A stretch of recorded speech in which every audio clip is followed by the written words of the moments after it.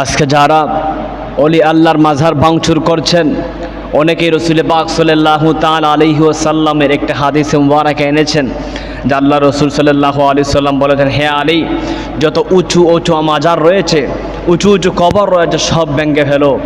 হযরতে আলী কাল্লামাল্লাহু ওয়াজহু তিনি মাজার ভেঙে এই উঁচু উঁচু কবরগুলো ভেঙে ফেললেন। আমরা মনে করি এটা মুসলমানদের কবর। হাদিসে মুবারাকা খুঁজে দেখা যায় এটা কোনো মুসলমানের কবর ছিল না, ওই কবরগুলো ইহুদিদের কবর। আল্লাহ রসুল সাল্লাল্লাহু আলাইহি ওয়াসাল্লাম বুখারীর হাদিসের মধ্যে পাওয়া যায়, আমার নবী যখন মসজিদে নববী তৈরি করবেন, তখন আমার নবী যেই জায়গার মধ্যে মসজিদ নববী করার কথা ছিল, ওই জায়গার আশেপাশে গিয়ে দেখেন কিছু গাছপালা রয়েছে এবং উঁচু উঁচু কবর রয়েছে। ওই কবরগুলাকে ইশারা করে আমার নবী বলেছিলেন, হ্যাঁ আলী, যাও কবরগুলা ভেঙে ফেলো, কারণ ওই কবরগুলো ছিল ইহুদিদের কবর ছিল। এই জন্য আমার রসুল সাল্লাল্লাহু আলাইহি ওয়াসাল্লাম ইহুদিদের কবর ভাঙ্গার কথা বলেছেন, কিন্তু কোনো অলি আল্লাহদের মাজার ভাঙ্গার কথা বলেন নাই। অলিয়া উলিয়া কেরামের কোনো মুসলমানের মাজার ভাঙ্গার কথা বলেন নাই, উঁচু উঁচু কবর ভাঙ্গার কথা বলেন নাই। যারা আজকে তিরমিজি শরীফের হাদিস এনে বাংলার জমিনে যারা অলি আল্লাহ রয়েছেন ওদের মাজার ভাঙচুর করছেন, আপনারা একটু খুঁজে দেখবেন। হযরত তিরমিজি রহমতুল্লাহি আলাইহি ওনার খবরও অনেক উঁচু, সুবহানাল্লাহ, ওনার খবরও উঁচু, কিন্তু আমরা ওনার হাদিস মানতেছি, কিন্তু ওনার কথা মানতেছি, কিন্তু ওনার খবরই উঁচু। আমরা কি ইমাম তিরমিজির খবর ভেঙে দিব? ভেঙতে পারবো না।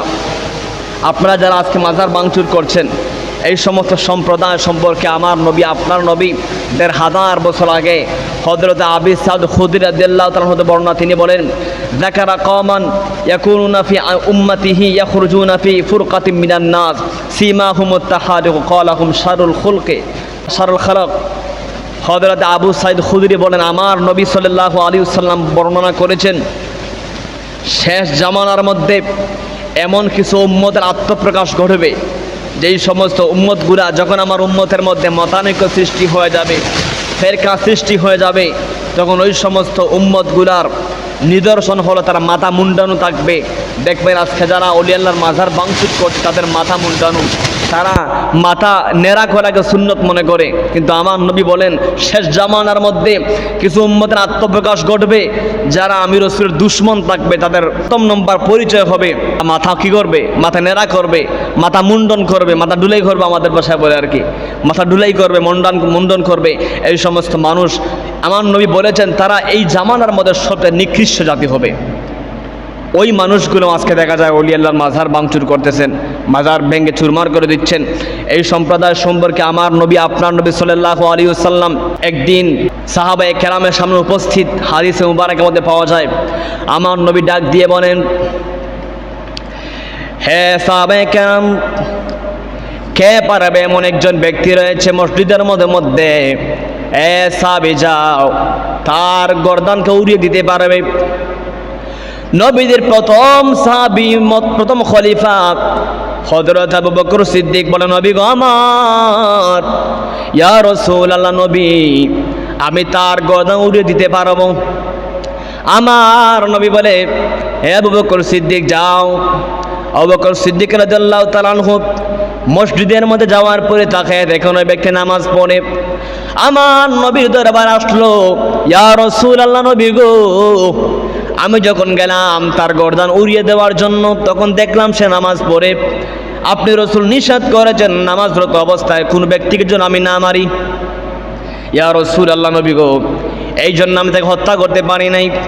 আমার নবী ডাক দিল, সাহাবারা, আরে আর কোন ব্যক্তি রয়েছে যে পারবে তাকে হত্যা করতে?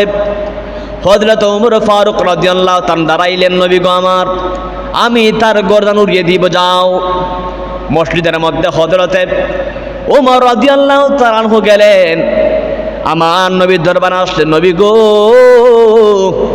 আমি যখন মসজিদের মধ্যে গেলাম, যাওয়ার পরে দেখলাম সে আল্লাহর দরবারে সিজদা করে নামাজ পড়ে, এজন্য আমি তাকে মারতে পারি নাই। আমার নবী বলে, এ ওমর তুমি মারতে পারো নাই, আবু বকর সিদ্দিক তুমি মারতে পারো নাই, আর কেমন আছো যে ব্যক্তিটাকে মারতে পারবে?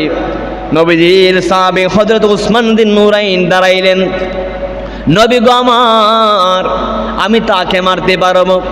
আমার নবী বলে, যাও তাকে মারো। হযরত উসমান বিন নুরাইন মসজিদের মধ্যে ঢোকার পরে দেখেন ওই ব্যক্তি নামাজ পড়ে, তিনিও আসলেন, নবী গো। আমি যখন মসজিদের মধ্যে গেলাম, যাওয়ার পর আমি দেখলাম সে নামাজ পড়ে, এই জন্য আমি তাকে মারতে পারি নাই।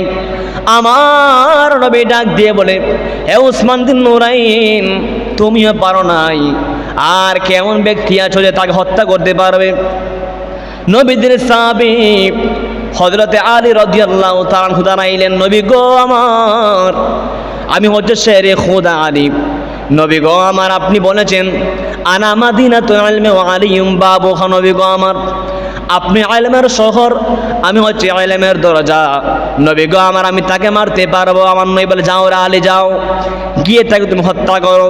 হযরত আলী আমার নবীর দরবারে আসলো, আয়েশা বলে, নবী গো আমার, আমি যখন মসজিদের মধ্যে গেলাম, গিয়ে দেখো ওই ব্যক্তি মসজিদের মধ্যে আর নাই।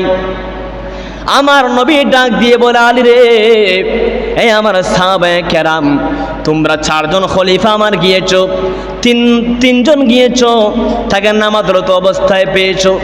আমার আলী গিয়েছে, তাকে আর মসজিদের মধ্যে পায় নাই।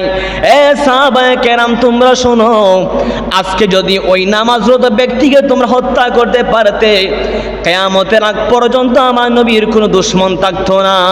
আমি নবীর কোনো দুশমন থাকতো না। তার মানে বোঝা গেল, আমার নবীর দুশমন তারা নামাজ পড়বে, রোজা রাখবে, হজ করবে, যাকাত দিবে, কোরআন তেলাওয়াত সব করবে, তারা থাকবে কি আমার নবীর দুশমন থাকবে।